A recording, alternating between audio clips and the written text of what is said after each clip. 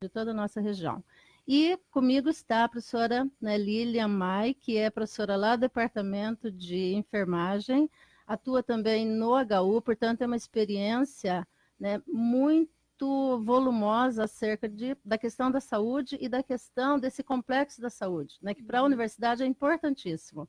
Lilian Mai é docente na UEM há 25 anos, né, então nós estamos aí, né, enfrentando e dizendo assim, esse desafio nesse momento de nos colocar como candidatas a reitora e vice-reitora da UEM pela chapa 1. E qual é, na opinião de vocês, então, a questão mais urgente na Universidade Estadual de Maringá?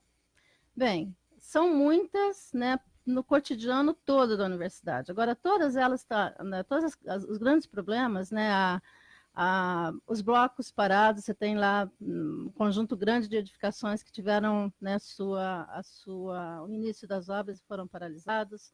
Né, nós temos a falta de uma política de assistência estudantil que, inclusive, consiga fazer a permanência de um conjunto grande de estudantes que dependem, né, dependeriam, inclusive, da Casa do Estudante, que está lá, é um dos blocos parados.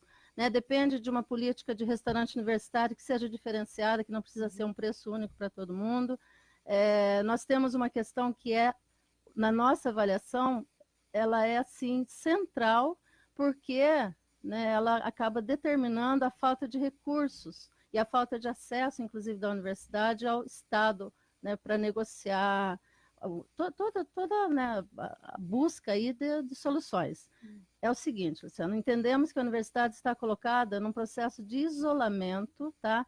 Um isolamento que é em relação aos agentes políticos, às prefeituras, aos deputados regionais, e nós estamos não apenas em Maringá, mas estamos em 7 campos regionais, então tem um grande território aí que congregam, né, um conjunto grande de atores que poderiam estar cotidianamente sendo chamados a discutir as questões da UEM junto com a UEM. Esse isolamento seria também em relação à iniciativa privada, aqui do lado de fora? Isolamento em relação à comunidade local, a todas as comunidades locais, à sociedade civil. Não adianta, na hora do aperto, a universidade vir aqui pedir socorro para a Câmara de Vereadores, pedir socorro para o CODEM, para a Associação Comercial, para esse conjunto virtuoso de sociedade civil que a gente tem em Maringá e região. É preciso que estas pessoas, estes representantes, estejam lá dentro da universidade. Inclusive, uma das nossas propostas é retomar e dar posse aos conselheiros de um conselho que não foi em nenhum momento empossado nesses últimos 4 anos, que é o Conselho de Integração Comunidade-Universidade.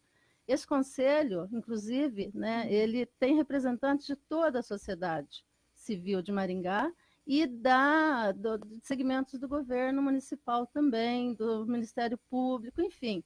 Né, é um espaço que tem que ser ativado imediatamente, assim, né, que nós pudermos, né, se nós formos eleitas, essa é uma das primeiras ações que a gente gostaria de implementar. Estreitar essa relação também. Então, sem dúvida, é preciso estreitar. Agora, a comunidade externa questiona muito privilégios dentro da universidade, altos salários, enfim, qual a proposta da Chapa 1 para se tornar mais transparente essas informações? Bom, a proposta é exatamente essa, né? O compromisso com a transparência, por meio, por exemplo, do portal da transparência, porque, de fato, a universidade ela é bastante controlada, né? Nós temos mecanismos de controle. Agora, as pessoas têm que acessar todas as informações. Por exemplo, não é necessário, e hoje está difícil, né? Às vezes, nós mesmos da comunidade não conseguimos acessar certas informações. Toda a comunidade tem que ter fácil acesso. Né? Nós queremos que o sujeito não precise ser um contador para conseguir ler aquelas planilhas miudinhas complicadas, não. Né? Então, um dos nossos grandes objetivos é, de fato, facultar tanto o portal da transparência, né, para todos, como, mais do que isso, implementar novamente veículos de comunicação. Por exemplo, nós tínhamos um encarte semanal, que era o Jornal da UEM, ele era distribuído, né, para toda a Maringá e região. Nós temos o Jornal do HU, né, nós tínhamos um Jornal da Extensão, informativos internos, mecanismos de repasse das informações, para que as pessoas efetivamente acompanhem, e até para a gente desmistificar um pouco, né, o que é, se existem casos isolados, né, de altos salários e tal, a universidade tem que falar a respeito. Nós não podemos tentar esconder informações, né, nesse sentido. Se existe, elas vão ser trazidas à luz e vamos discutir, ver do que se trata. Mas eu te garanto o seguinte, né, se pode ter acontecido algum caso, sei lá, reúne lá um conjunto de benefícios que o sujeito recebe num certo mês, né, e de repente acabou tendo lá um alto salário no mês. Mas eu te digo o seguinte, não é, sabe, não é a totalidade, ao contrário. Né? Nós temos um plano de carreira que de fato assegura um salário, né, conforme o avanço nessa carreira, a formação desses profissionais, mas nós temos, né, salários que estão lá para todos verem, inclusive. Qualquer um que entrar hoje vê quanto cada um de nós recebe. Bom, a senhora falou então sobre o estreitamento da comunidade acadêmica com a comunidade externa, com o poder público, iniciativa privada, enfim. O poder público e a iniciativa privada estão juntos no Master Plan, né? Qual a opinião da Chapa 1 em relação ao Master Plan? Bom, a UEM tem assento, né, em todos os conselhos. Maringá é uma cidade extremamente organizada. Né? Nós temos mais de 50 conselhos, né? O Master Plan é formulado lá no âmbito do CODEM, a UEM também tem participação nisso, e a gente acha, inclusive, que há espaço para um estreitamento entre o conhecimento produzido na universidade e essas necessidades, por exemplo, de grandes diagnósticos para o planejamento da cidade. Né? Em relação ao Master Plan, foi contratada uma assessoria externa, né? Mas nós sabemos, inclusive, que dentro da universidade nós temos expertise, né, para fazer extraordinária contribuição a esse processo de planejamento da cidade. E o estreitamento dessas relações a gente quer fazer, né? Manter o que já existe, ampliar, estreitar. Por exemplo, há uma produção de inovação tecnológica, de conhecimento, né, de patentes grandes, e a gente quer criar um escritório que possa fazer a publicidade disso e os contatos, a divulgação, né, desse conjunto de conhecimento produzido para que ele sirva à sociedade, né, por meio de repasses, de convênios, etc. Inclusive, nós trouxemos aqui a informação recentemente de uma transferência de tecnologia da UEM para o exterior. Né? Por que isso é tão raro de acontecer?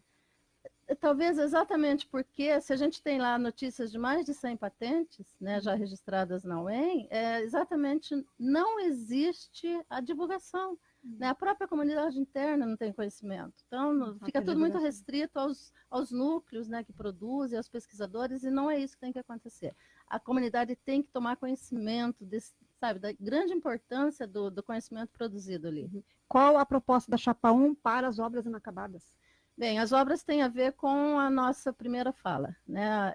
Nós entendemos que tem que ser feitas disputas dos orçamentos, né? Gestões junto ao governo do Estado. Essa gestão não adianta também ser na choradeira, no desespero, tem que ser nessa relação institucional, sabe, com o apoio de todas as forças políticas, do Conselho de Integração em Comunidade, de toda a sociedade, né, não de Maringá apenas, mas de toda essa região noroeste, né, que é onde a UEM está, e com isso fazer gestão junto ao governo do Estado. Nesse sentido, né, nós compreendemos que é possível fazer.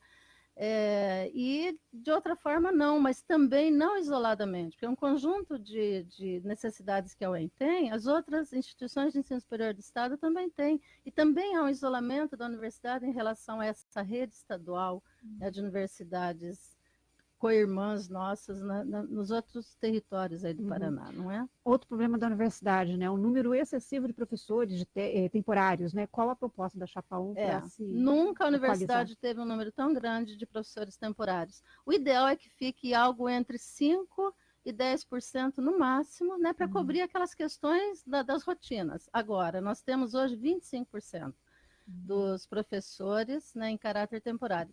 E isso tem a ver também com a necessidade de conseguir fazer com o governo do Estado a recomposição dessas vagas, porque na última década aí as pessoas foram se aposentando, a universidade cresceu em número de cursos, de alunos, e nós não temos reposição dessas vagas. Então, de fato, colocar as universidades, né, nessa agenda pública como prioridade para o governo do Estado. Isso nós temos que ter força política para conseguir fazer.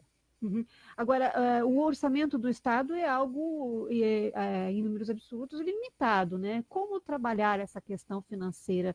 A questão da autonomia entra nesse quesito?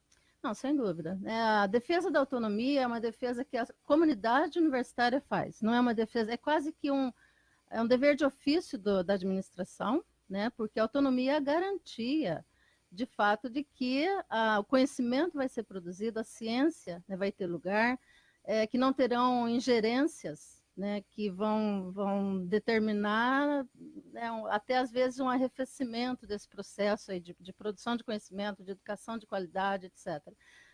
Agora, a autonomia, assim, é a grande bandeira, né, que a universidade tem que defender. Agora, tem que ser evidente uma autonomia a ser negociada também ainda com o governo, né? O projeto está lá, né? Isso, mas a defesa da autonomia aí não abre mão, a comunidade não abre mão. Nós precisamos ter autonomia, inclusive, de gestão financeira, sim, com todo o controle da sociedade, controle do Estado, transparência, mas a UEM e todas as demais universidades não podem abrir mão disso. Sabe? Não é possível a gente hoje depender do governo do Estado para comprar um alfinete. Você não compra um alfinete se o governo do Estado não autorizar. Uhum. Proposta da Chapa 1 para melhoria no hospital universitário. Bem, o HU também tem lá, por exemplo, 3 blocos, né, que é urgente, né, o anúncio já foi feito, né, desde o início do ano, da inauguração dos 3 blocos, para aumentar lá os 100 leitos, né, que de fato está estrangulada, a demanda está estrangulada. O bloco cirúrgico é ainda um setor de serviços, né, lavanderia, serviço de apoio, etc. É preciso, isso está praticamente pronto. Nós não entendemos, inclusive, por que não se inauguraram esses blocos, e lá, a nossa, né, a vice-reitora na nossa chapa, professora na enfermagem, ela atua diretamente no HU, né, como professora lá dentro de estágio. Então, assim, nós temos, né, propostas de fazer realmente, né, que o estrangulamento do HU, né, inclusive por um fortalecimento, né, dessa rede, né, do HU participando nessa rede de saúde que é local e que é regional. Então, de fato, ainda voltamos sempre à mesma tecla, né? A capacidade de fazer a disputa dos recursos, de colocar o UEM na agenda pública do Estado. Tá certo. Ana Lúcia Rodrigues, muito obrigada pela presença aqui no estúdio da CBN. Uma boa tarde. Boa tarde, eu agradeço. Estamos à disposição, Luciana. Conversamos com Ana Lúcia Rodrigues, candidata à reitoria da Universidade Estadual de Maringá pela chapa UEM em Frente, a chapa 1. 13h35.